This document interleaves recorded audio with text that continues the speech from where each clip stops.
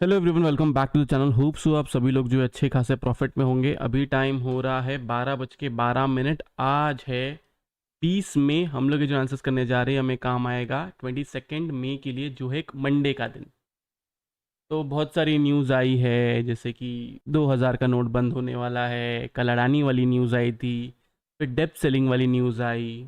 तो ये सब पे मेरा व्यू क्या है, मार्केट का बिहेवियर कैसा होना चाहिए, क्या 2000 के नोट के बाद में जैसा पहले हुआ था, 500 का नोट बंद हो गया था, 1000 का नोट बंद हो गया था, वैसा क्रैश आया था क्या, वैसा क्रैश आएगा? क्योंकि सब लोग इसी बारे में बात कर रहे हैं। कल ऑलमोस्ट मेरा डीएम जो है पूरा भर गया था। आई एम एक्सट्रीमली सॉरी अगर किसी को रिप्लाई नहीं मिल पाया है, लेकिन पिछले कुछ दिनों से डीएम्स जो है वो भरे हुए हैं, इसलिए रिप्लाई नहीं आ पा रहा है। तो फ्राइडे के दिन हमारा क्या क्या डिस्कशन हुआ था, सबसे पहले हम लोग टेलीग्राम से स्टार्ट कर लेते हैं। टेलीग्राम को देखिए, यहाँ पे मैंने क्लियरली लिख दिया था 18200 और 44 की आपका लेवल है। इसके नीचे रहेगा तो सेल करना, वरना सेल नहीं करना। बाकी सारे लेवल्स जो है वो यूट्यूब पे है। देन उसके बाद में अगर हम लोग देखेंगे तो अगर मैं यहाँ पे चार्ट पे अगर आपको बता दूँ, ये देखो यहाँ से ही जो है फॉल आना चालू हो गया। 18200 के ऊपर नहीं गया, पूरी तरीके से फॉल आया, फिर से नीचे की तरफ गिरा। यहाँ पे मैंने आपको क्लियरली कह दिया था कि 18100 आपका लेवल है, आप जो है स्टॉप लॉस ट्रेल करिए। अगर हम लोग टेलीग्राम पे देखेंगे, सेम चीज़ बैंक निफ्टी में भी 43800 आपका लेवल था। फिर उसके अंदर 43800 के नीचे गया तो उसके अंदर मैंने कहा कि 43600 और 18100 आपका लेवल है, इसके नीचे रहेगा तो ही सेल करना है। देन बहुत टाइम जो है मार्केट ने टाइम पास किया। एक बार मार्केट ने रिकवरी भी दी ऊपर की तरफ, ये जो है ये रिकवरी भी दी ऊपर की तरफ।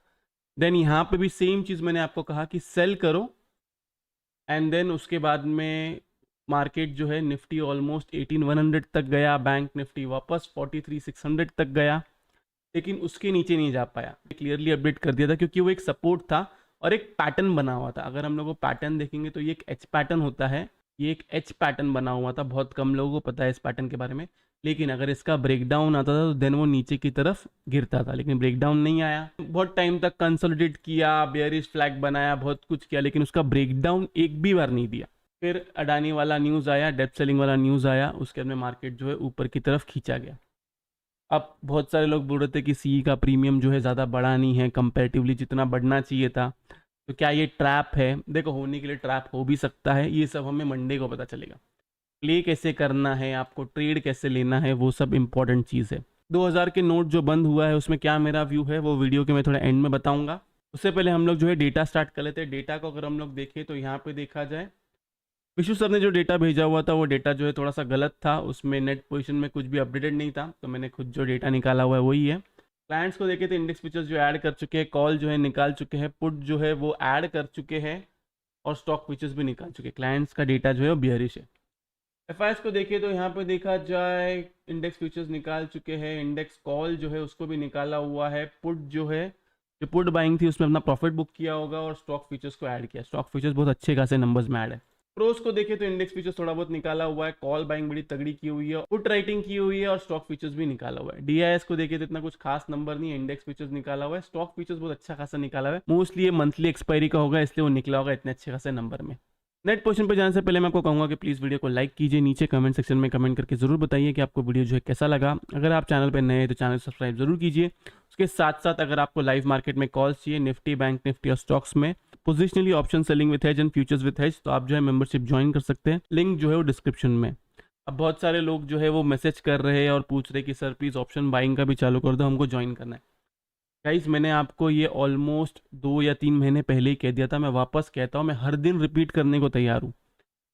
2023 वाला मार्केट ऑप्शन बायर्स के लिए नहीं है, और ये मैं समझा समझा के थक गया हूँ। लोगों को समझना नहीं है, लोगों को एक दिन में करोड़पति बनना है, एक दिन में लखपति बनना है, इसका मैं कुछ नहीं कर सकता हूँ। 2023 में ऑप्शन बाइंग में पैसा तब बनेगा जब मार्केट नीचे की तरफ गिरेगा। कल के दिन भी जब मार्केट ऊपर की तरफ गया 2 बजे के बाद में, तो जो लोग बोल रहे थे कि कॉल का प्रीमियम इतना नहीं बढ़ा है कंपैरेटिवली, उसका रीज़न ये था कि जब जब मार्केट ऊपर की तरफ जाता है, या तो वो रिंग रिंग के जाता है, नहीं तो फिर ऊपर की तरफ जब जाता है तब विक्स को नीचे की तरफ कर दिया जाता है। अगर विक्स नीचे की तरफ रहेगा तो आपका प्रीमियम कैसे बढ़ेगा, यही मुझे आपको समझाना है। ऑप्शन बाइंग में नहीं बनेगा पैसा जब तक फॉल नहीं आएगा। निफ्टी तो चलो एक बार करेक्ट भी हो रहा है, ये बैंक निफ्टी एक अलग स्टेरॉइड्स पे है, अलग नशे करके बैठा हुआ है। कि वो गिरने को तैयार ही नहीं है, लेकिन ट्रस्ट मी वो गिरेगा और बहुत अच्छा खासा गिरेगा। लेकिन लेवल्स क्या है उसके प्ले करने के लिए, उसको आप ध्यान दीजिए। मई जब स्टार्ट हुआ था तभी मैंने जून एंड की पुट क्यों कहा था लोगों को, उसका रीज़न यही था क्योंकि मुझे थोड़ा बहुत अंदाजा था कि फर्स्ट हाफ जो मई का रहेगा ना, वो लोग मार्केट को ऊपर की तरफ टंगा के रख सकते हैं या फिर रेंज में रख सकते हैं। और बैंक निफ्टी के साथ में वही हुआ है। बैंक निफ्टी पूरा टाइम एक रेंज में रहा है, 43,000 से 44,000 के बीच में। ऊपर भी जाता है, ब्रेकआउट देता है जो एक फेक ब्रेकआउट होता है, देन उसके बाद में फिर से नीचे की तरफ गिरता है, नीचे की तरफ आता है, सपोर्ट लेता है, फिर से ऊपर की तरफ जाता है। तो लॉजिक समझो, जब कोई कह रहा है कि ऑप्शन बाइंग को आपको सिर्फ 20% रखना है, मैं भी ऑप्शन बायर हूँ, मैं भी करता हूँ ऑप्शन बाइंग, लेकिन उसके लिए अपना कैपिटल संभाल के रखो। कैपिटल हमेशा आपका divide 20% option buying, 40% option selling और 40% जो है फ्यूचर्स में जाना चाहिए। तो ही अगर आपको सस्टेन करना है मार्केट में, तो आप इस दो चीज़ से सस्टेन करोगे, इससे सस्टेन नहीं करोगे। इसमें आपको 10 में से 5 बार प्रॉफिट होगा, 5 बार लॉस होगा। देखो अभी कैसा हो गया है, बैंक निफ्टी को पूरी तरीके से पकड़ के रखा गया है और ये अभी सबको दिख ही रहा है। और मैं इसको मैनिपुलेशन नहीं कहूँगा, ये मार्केट का रूल है, ऐसा होता है।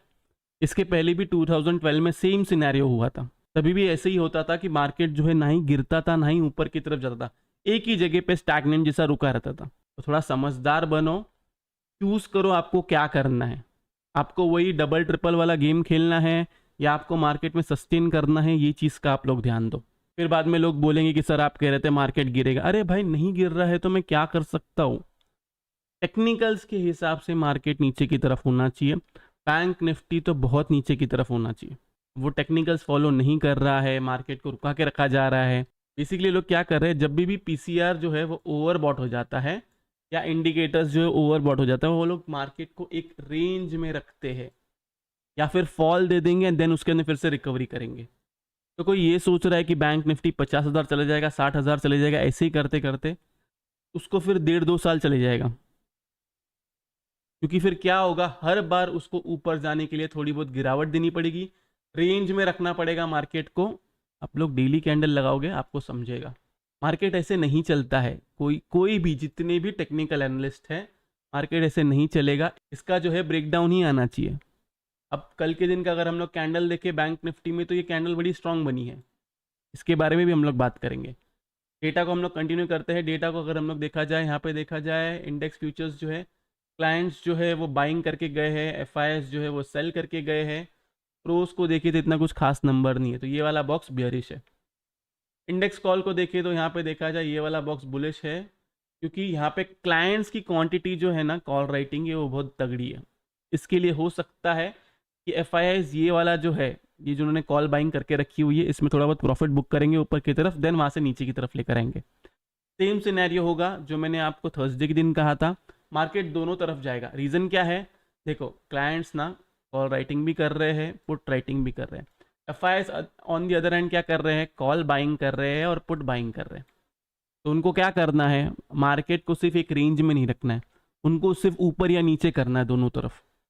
तो अगर गैप अप हो गया ऊपर की तरफ अच्छा खासा, तो देन वहाँ से नीचे की तरफ आएगा। अगर गैप डाउन हो गया अच्छा खासा नीचे की तरफ, देन वहाँ से फिर ऊपर की तरफ जा सकता है। इंडेक्स पुट को देखिए तो यहाँ पे देखा जाए ये वाला बॉक्स बियरिश है, यहाँ पे जंग है एफआईआईज वर्सेस प्रोस के बीच में। साथ में एफआईआईज का देना चाहूँगा क्योंकि उनके पास इतनी सारी पुट राइटिंग खाने के लिए है। स्टॉक फीचर्स को देखें तो ये वाला बॉक्स बुलिश है, क्योंकि ये 1,10,000 से अभी 1,43,000 आ चुका है। तो ये रहा डेटा का कंक्लूजन ये है, अगर मैं ये वाला बॉक्स और ये वाला बॉक्स देखूँ तो ये बुलिश है, ये वाला बॉक्स और ये वाला बॉक्स देखूँ तो ये बेयरिश है। तो डेटा को मैं अभी न्यूट्रल रखता हूँ। प्ले कैसे करना है आप वो एक बात जान लीजिए। प्ले करने का सिंपल लेवल है, निफ्टी से हम लोग स्टार्ट करते हैं, 18,200 के नीचे रहा वही हमारा लेवल है। जो थर्सडे के दिन मैंने आपको कहा था 18,200 के नीचे रहा, आप सेल कर सकते हो। आपका टारगेट होगा 160, 100, 18,060। एक्चुअल में 18,040 आता है, लेकिन 18,060 पकड़ लो, क्योंकि 18,050 पे भी अच्छी खासी पुट राइटिंग होगी। यहाँ पे आपको प्रॉफिट बुक करना है, देन फर्दर सेल आप तब करोगे जब 18,040 के नीचे मिनिमम से मिनिमम 15 से 20 मिनट टिक जाए। क्लियर है? 18,200 के नीचे रहेगा तो आपको सेल करना है। टारगेट्स मैंने आपको बता दिए हैं, के हिसाब से आप प्रॉफिट बुकिंग कर सकते हो। अब हम आते हैं बाइंग की तरफ। अगर 18,230 के ऊपर सस्टेन करता है तो आप बाय करोगे। यस, फर्स्ट टाइम मैं कह रहा हूँ 18,230 के ऊपर सस्टेन करेगा तो आप बाय करोगे। Just in case gap up ही इसके ऊपर हो गया देन आप कुछ नहीं करोगे।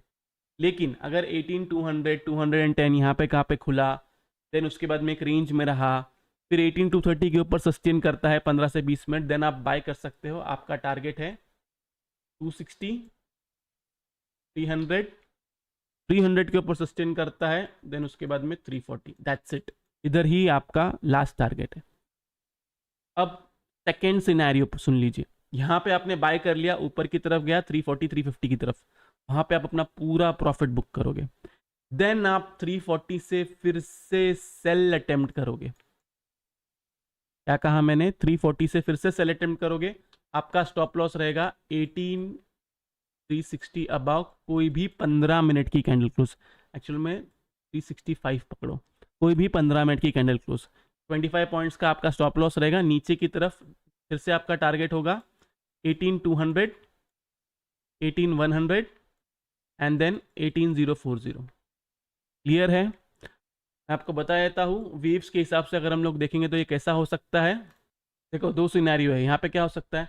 या तो यहाँ से ये ऊपर की तरफ जाए, सबको बुलिश करे, बुल ट्रैप करे, देन वहाँ से जो है नीचे की तरफ आए, ये एक सिनेरियो। सेकेंड सिनेरियो क्या है? सेकेंड सिनेरियो ये है, यहाँ पे एक सपोर्ट है 18,165 पे। ओके, ये नंबर याद रखना, 18,165 का एक सपोर्ट है। इसलिए मैं आपको कह रहा हूँ 18,200 के नीचे रहेगा तो आप सेल साइड में रहिए। और इसलिए फर्स्ट टारगेट जो थोड़ा छोटा है 18,160 का। 18,165 जो एक सपोर्ट है, समझो यही किधर टॉप है, या 18,240 250 किधर बनता है, तो यहाँ से ये नीचे की तरफ जाएगा, देन फिर से एक रेजिस्टेंस लेगा, जो इधर सपोर्ट है वहाँ से रेजिस्टेंस लेगा, वहाँ से फिर से नीचे की तरफ जाएगा। क्लियर है? मैं ये नहीं कह रहा हूँ कि आपको बुलिश होना है, लेकिन इंट्राडे अगर 230 के ऊपर सस्टेन करता है तो चांसेस है कि सिर्फ मंडे के दिन, मैं यही कह रहा हूँ, और इसे मंडे के लिए एनालिसिस है, ट्यूसडे के लिए भी नहीं, सिर्फ मंडे के दिन हो सकता है कि हम फिर से यहाँ पे जाए और फिर से हम यहाँ पे रेजिस्टेंस ले एंड देन वहाँ से फिर से नीचे की तरफ गिरे। क्लियर है? व्यू मेरा पोजिशनली बियरिश ही है, सिर्फ इंट्राडे बेसिस पे मैंने आपको लेवल दे दिया है। अब ये सब डिपेंड किस पे करता है? ये जो मूव है, ये वाला मूव किस पे डिपेंड करता है? वो करता है बैंक निफ्टी पे। तो बैंक निफ्टी के लेवल्स क्या है वो भी मैं आपको बताता हूँ।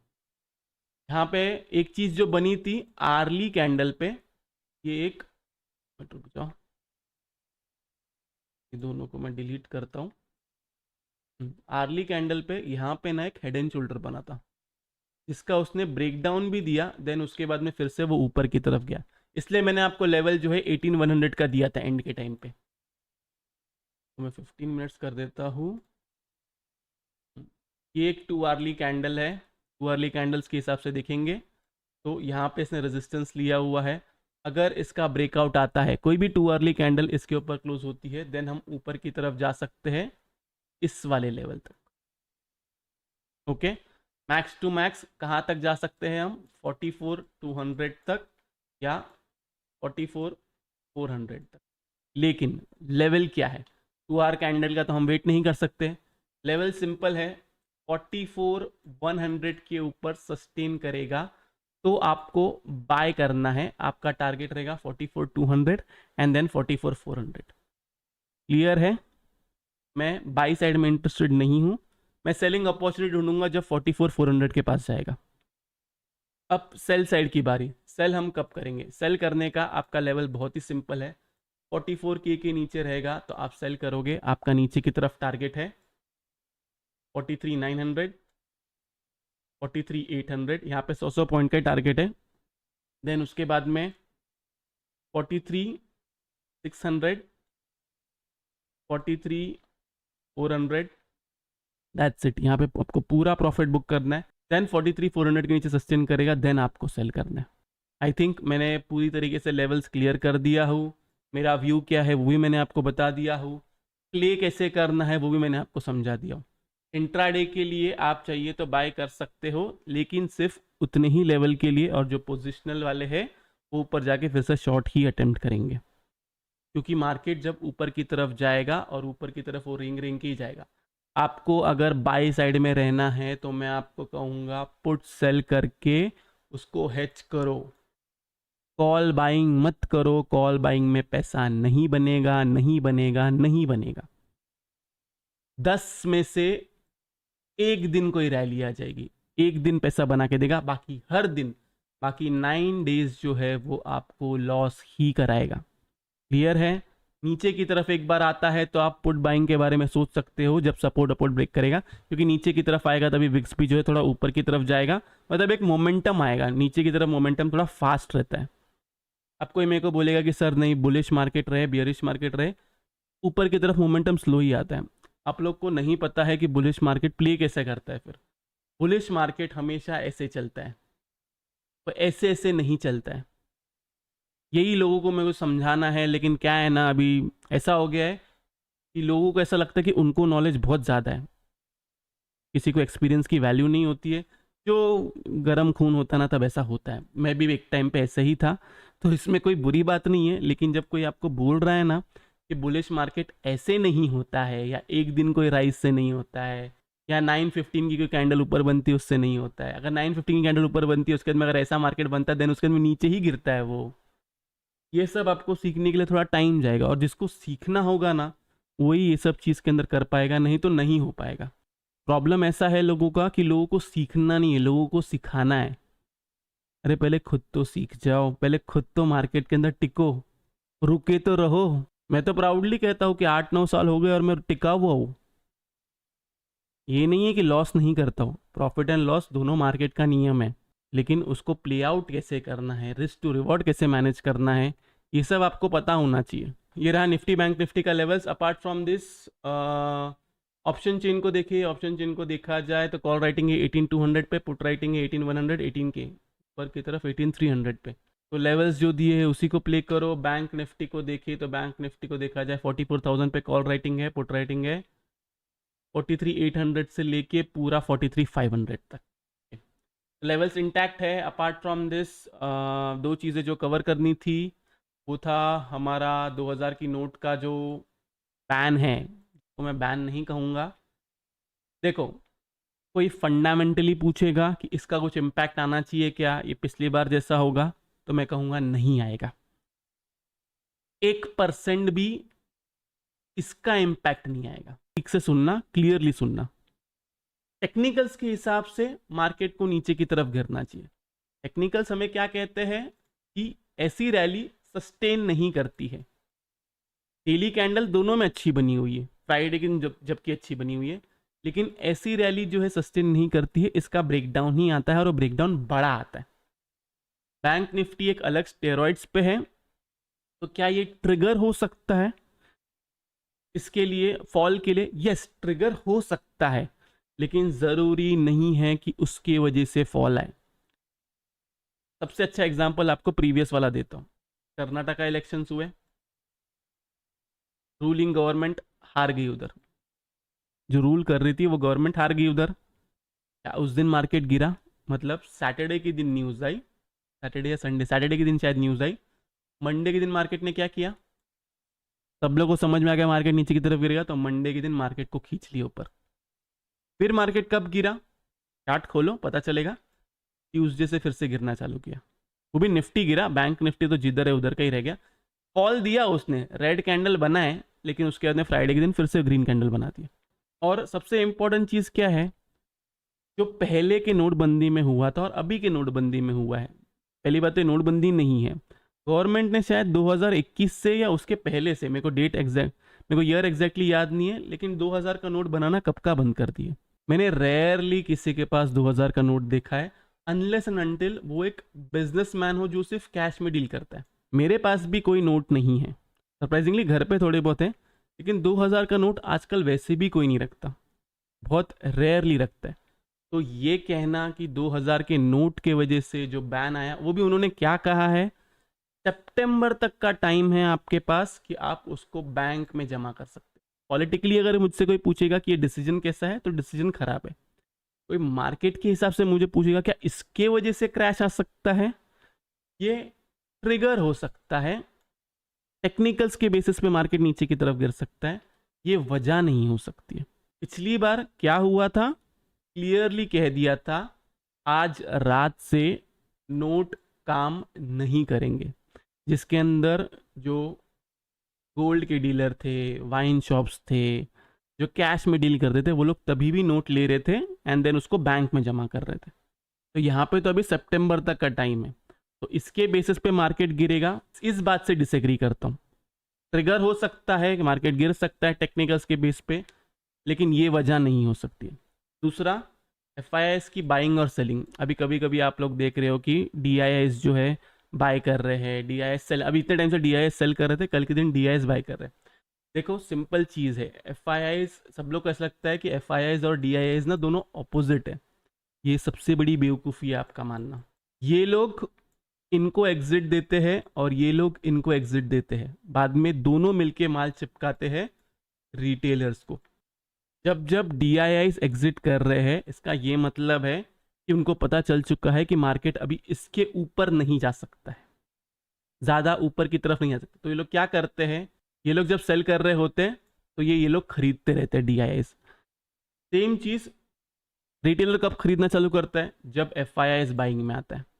रिटेलर्स कब बुलिश होता है, जब FIIs बाइंग में आता है। तो सेम चीज़ हुआ है, FIIs आपको बाइंग दिखाई जा रही है। अगर आप लोग स्टॉक्स में देखोगे, देखो आप, मैं ये नहीं कह रहा हूँ कि आप बड़े बड़े स्टॉक्स देखो, बड़े बड़े स्टॉक्स भी अगर आप देखोगे तो रिलायंस 2500 से अच्छा खासा नीचे की तरफ आया है, 60-70 रुपये नीचे की तरफ आया है। SGFC भी अगर आप देखोगे तो 80 रुपये नीचे की तरफ आया है।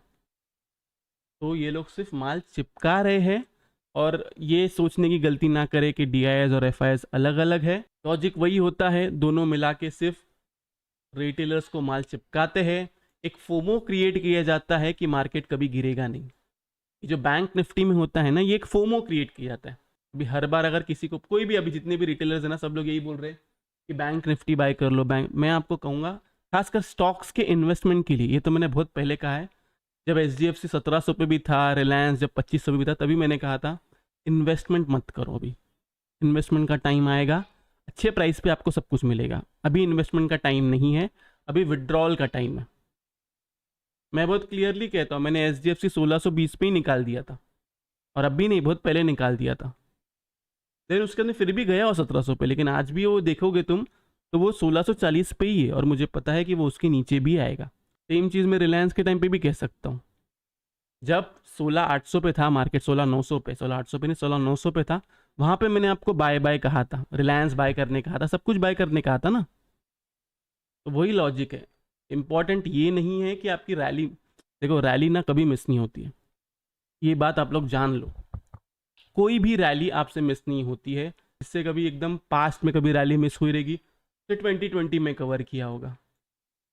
तो ये मत सोचो कि कोई रैली मिस हो रही है, मैंने अगर अभी इन्वेस्टमेंट नहीं कर दिया तो ये पाप हो जाएगा, मार्केट यहाँ से ऊपर की तरफ चले जाएगा। मार्केट अगर ऊपर की तरफ भी गया तो वो रो रो के जाएगा, और ये मैं आपको बहुत क्लियरली कह देता हूँ, ये मेरा एक्सपीरियंस के हिसाब से कह रहा हूँ मैं आपको। बस इतना ही था, और कुछ है नहीं बताने जैसा, क्योंकि मार्केट में स्ट्रेंथ नहीं है जाने के लिए। थोड़ा बहुत ऊपर जा सकता है इंटरडे बेसिस पे, लेकिन वो फिर से वही वो गिरावट ही आएगी। लेवल्स मैंने दे दिया हूँ, प्ले कैसे करना है वो भी मैंने आपको समझा दिया हूँ, स्टडी भी समझा दिया हूँ, साइकोलॉजी भी बता दिया हूँ कि इन दी एंड चिपकाया जाता है रिटेलर को। तो ये रहा FNO डेटा का एनालिसिस। होप्स आपको वीडियो से बहुत कुछ सीखने मिला होगा। अगर आप लोग को वीडियो अच्छा लगा तो प्लीज़ वीडियो को लाइक कीजिए, नीचे कमेंट सेक्शन में कमेंट करके ज़रूर बताइए कि आपको वीडियो जो है कैसा लगा। अगर आप चैनल पर नए हैं तो चैनल सब्सक्राइब जरूर कीजिए। तो इस वाले वीडियो के लिए मैं सिर्फ इतने रखता हूँ। बाय बाय, टेक केयर, अपना ख्याल रखिए।